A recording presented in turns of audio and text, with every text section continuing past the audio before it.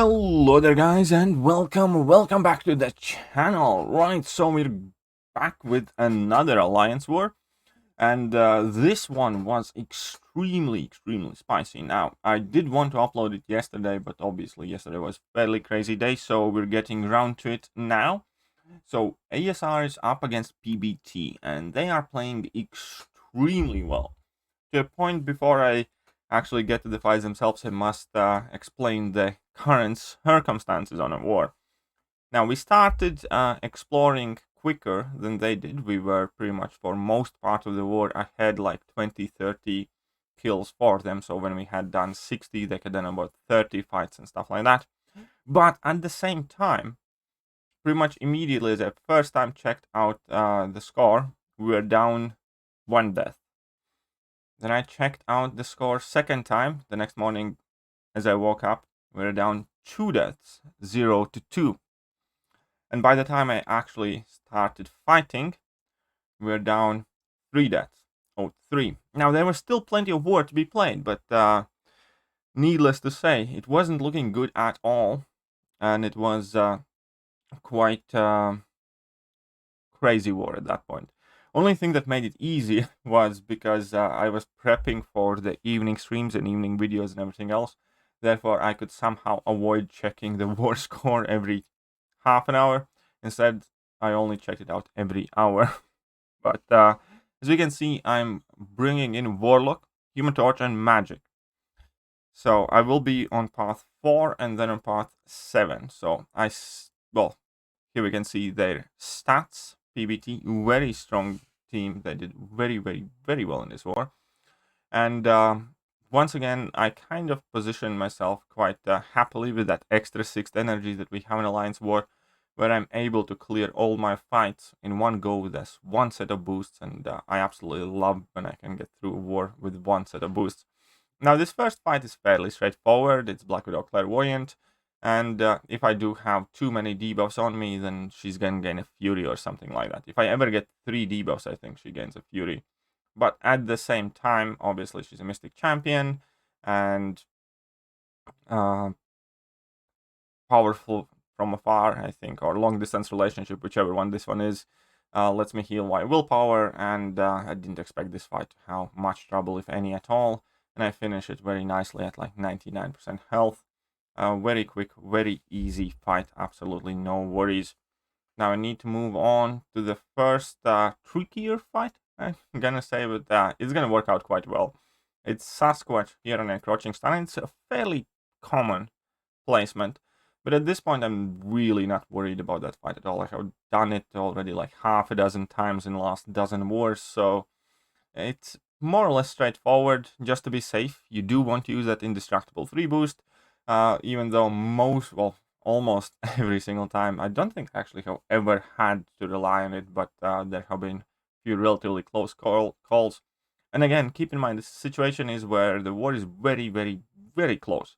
So obviously I want to do everything that I possibly can to make sure that I'm not the guy who basically buries our chances, because it was looking already extremely unlikely when we were sitting at 0-3.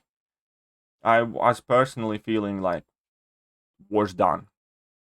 But if it would have went to 0-4, then it would have went, definitely it would have been like past point of no return, I believe. So I wasn't going to be the guy who fails my team. But speaking of that, we have some juicy fights later. Stressful. I definitely didn't play the best either. So Sasquatch went down fairly quickly, Encroaching Stun. I did time my specials well enough, and obviously Mystic Champion burned down. Now, this Domino fight with Warlock, I have done it before, and I don't really have too much problem with this fight. For the most part, I'm perfectly A-okay with it. However, this time it ain't gonna go according to the plan. It ain't gonna go according to the plan at all. So obviously I do want to get in several parries, or as many parries as I can. That's why I also try to parry the special one hit, because even if it is a projectile, if you manage to parry, you gain 4 infection charges. And then I just need to make sure that I keep placing debuffs on her. I'm not entirely fond of the idea of trying to make her bleed, which would be the best case scenario, but still, so far the fight is going pretty much perfectly, right? And some point, again, I don't know what it is. It might be that my hands were getting sweaty. It might be that there was some humidity in the air. But my AI is gonna start acting dodgy starting here, where just no parry at all whatsoever.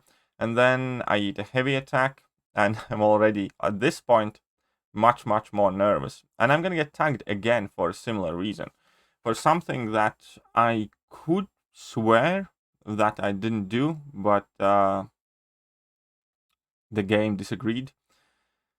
And here I get tagged again, so I'm at 29% against her 32%. This is why you boost up, kids. This is why the indestructible boost and everything else. But luckily, another level 2, and the fight is over. So this was a scary fight. I definitely have had better times against this Domino. Now, this is not an indicator of how this fight normally goes at all. But luckily, I did manage to get out of that safely and quickly enough.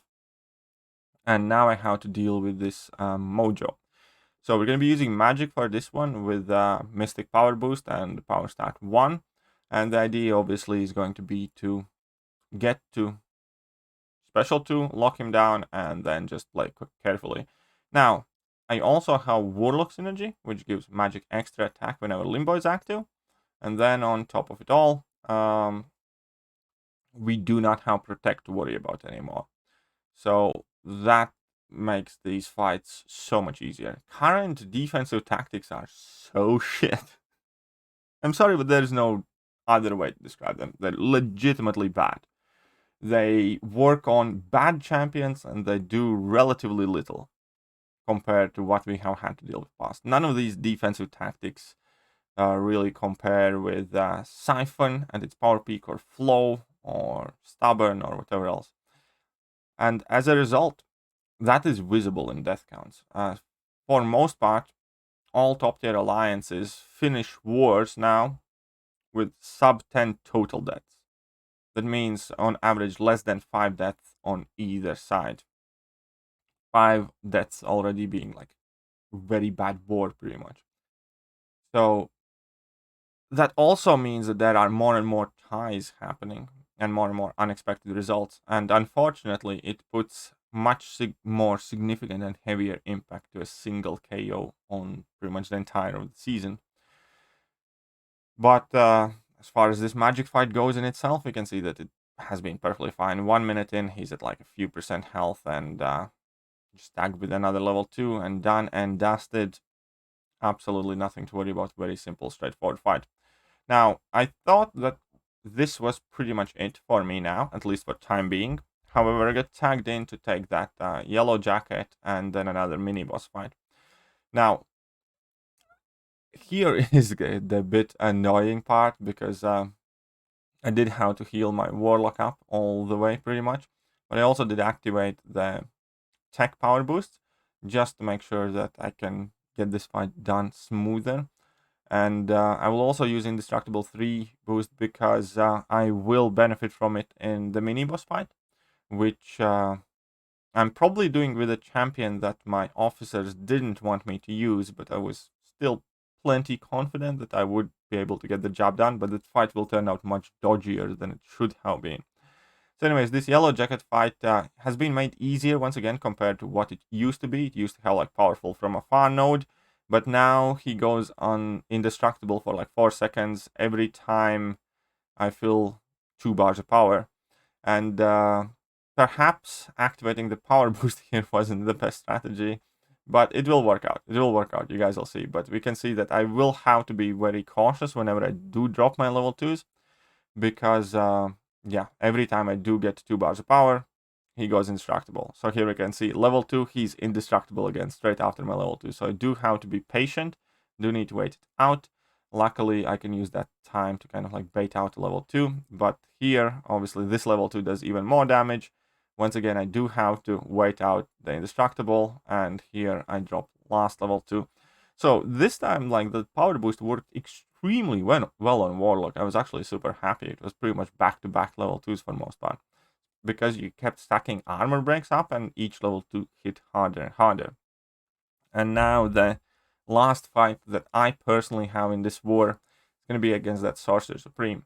Now, magic is the best option for this fight, and I should have brought in magic, but if I chose to use magic, I would have had to use Power Stat 1 boost.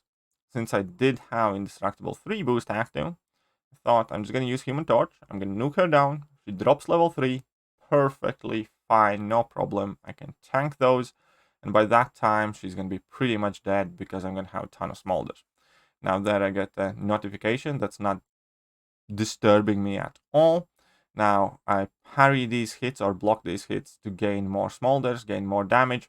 But obviously, Sorcerer Supreme also has quite high energy resistance, and we can see that I'm not really doing all that much damage with my Incinerates here against her, even now when they are turning into Nova Flames.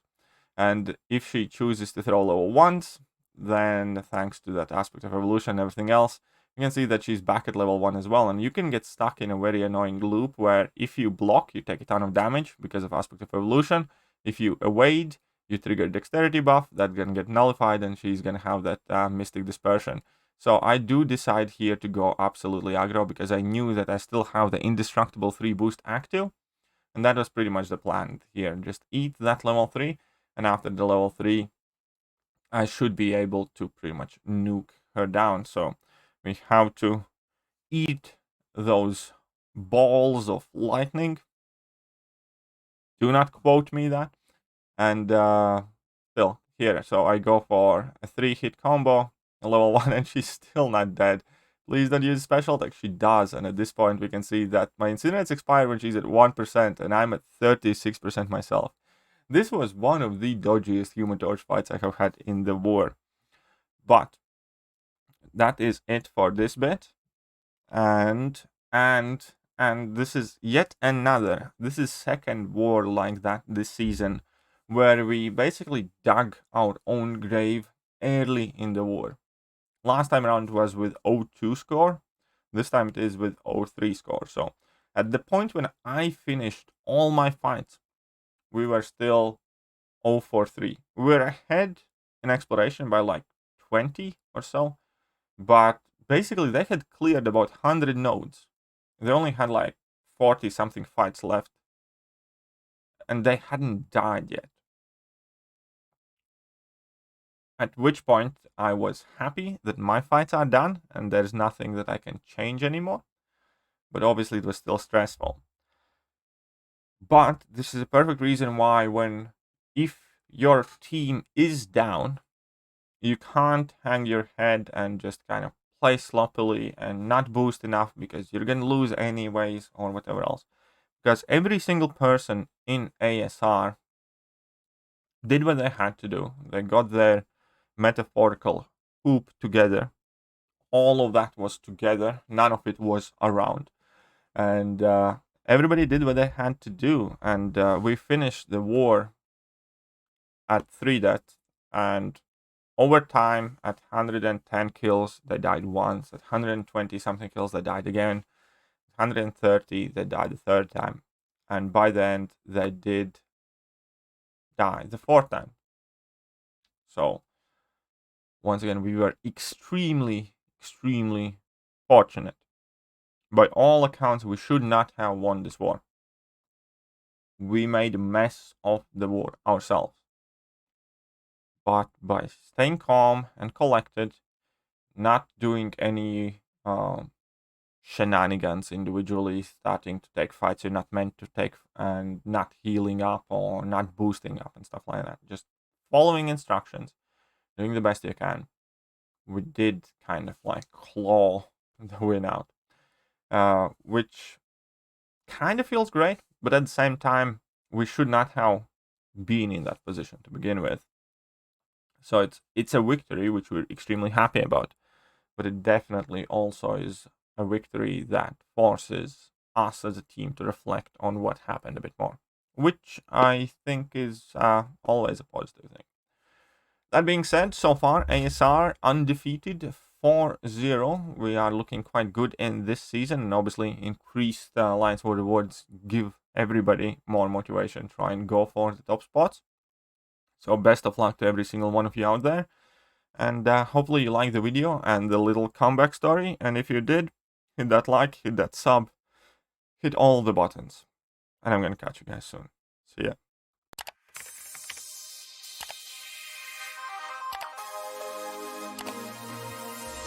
Hello there guys, and welcome back to the channel. So we have all the information